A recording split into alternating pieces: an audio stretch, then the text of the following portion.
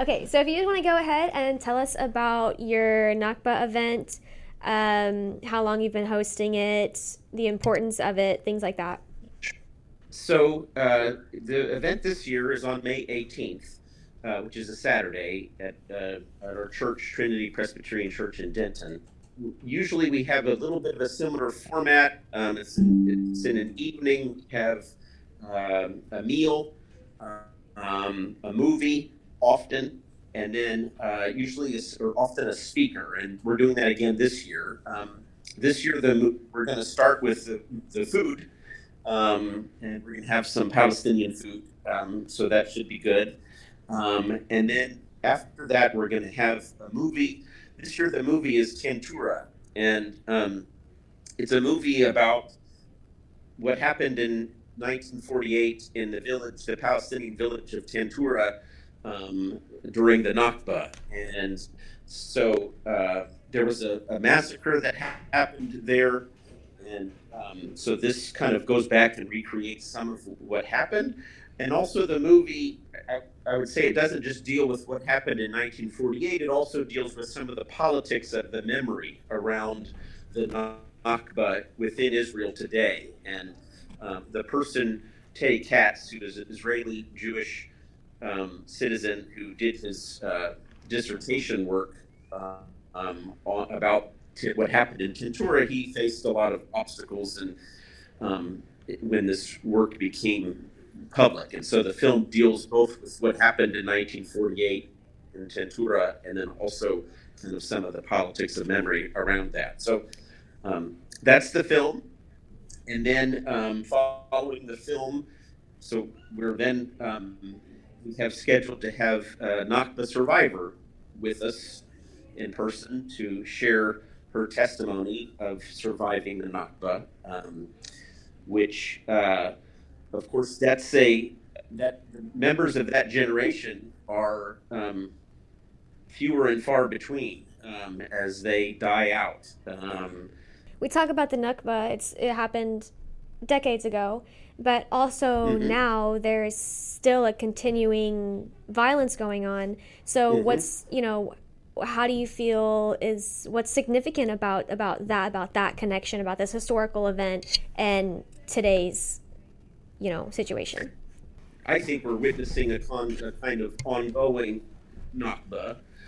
So I certainly think there's the event that happened in 47 to 49, but that event is part of a larger history, and that history is still unfolding today, unfortunately. And I think a lot of the stuff that I see and read and hear and watch about Israel Palestine, not all of it, I think comes from some level of ignorance about the what happened in the Nakba and before the Nakba, but especially about the Nakba. I don't think you can really have any significant understanding of that part of the world, and not just Palestine and Israel, but even the larger Middle East. I don't think you can have a significant understanding of that if you don't have some understanding of what was involved in the Nakba. Right, exactly. And it's worth mentioning that you have been to uh, Palestine multiple times, the West Bank area. So, can you tell us And about Israel, in Gaza. I mean, I've been to Gaza, Israel, West Bank, all over, although. exactly? So, can you tell us about, maybe what it means or, yeah, the significance or your thoughts really on the local protests that are happening across the country, but also here in the Texas, Dallas area?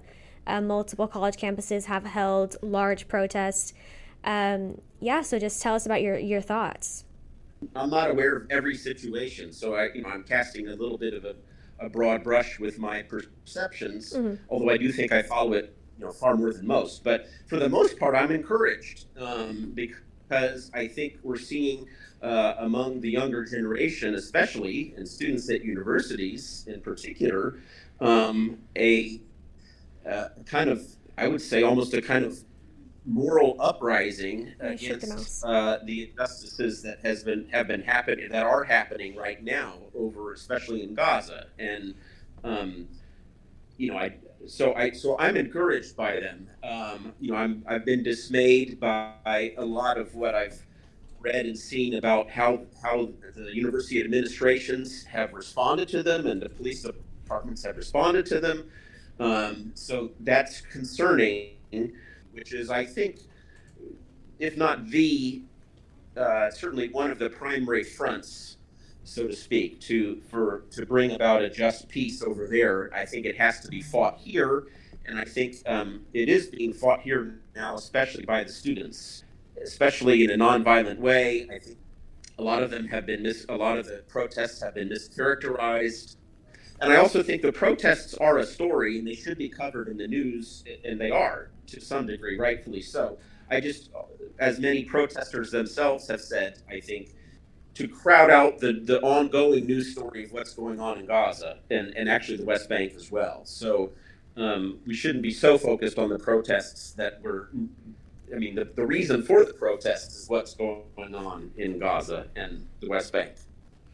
Yeah, and then can you tell us about your most recent trip to the West Bank and also kind of how it relates to the work that you and your church have been doing? I know you passed a resolution. Can you remind us of what that resolution was? So we're one congregation that's part of the national denomination of the Presbyterian Church USA, which I think nationally has 1.3 million members or something like that. And so we've introduced a number of different resolutions over a decade now relating to Israel. And the most significant one that we introduced, or that passed, I guess, we introduced one in 2020, basically, that outlined the reasons that we think Israel practices the crime of apartheid as defined in international law. And so that was delayed in 2020. It was supposed to be discussed in 2020, but the pandemic hit, and so it got delayed with most everything else. And it was finally approved by a pretty substantial majority of the delegates in 2022, so 2 years ago. So that was a kind of significant win, which is to say that now the official position of the Presbyterian denomination, the Presbyterian Church USA denomination, is that Israel practices apartheid. That's not just my view, that's now the official Presbyterian view. And so there were about 35 of us Americans, 30 of us were Presbyterian, and probably the majority of us were pastors, but not all of us. So we went over there, met with a variety of different groups and individuals, both Palestinian civil society leaders, some Israeli human rights groups. We met with them in Bethlehem and Jerusalem and Nablus and Ramallah, and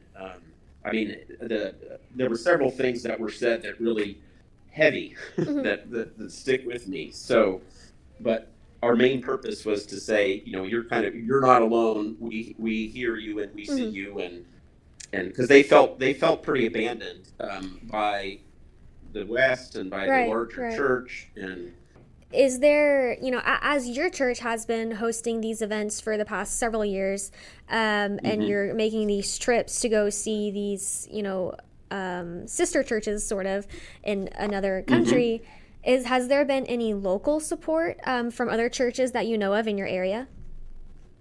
To be honest, I would say yes, a little. So like we did an event at another Presbyterian church, West Plano, last month. I think we have an event at Horizon Unitarian Universalist Church next month. I'm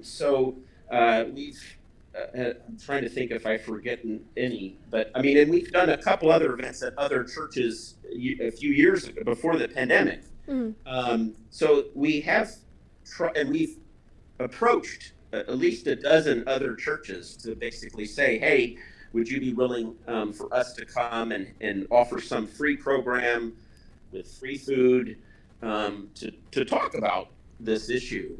Well, ideally, I'd like for them to say, yeah, that sounds interesting. We'll provide because basically what we're offering is to come and provide a program that they have some say, we're not going to provide a program that goes against the core of what what we stand for. But they have some. We're offering to provide a program that they have a hand in helping to design, and to do it for free.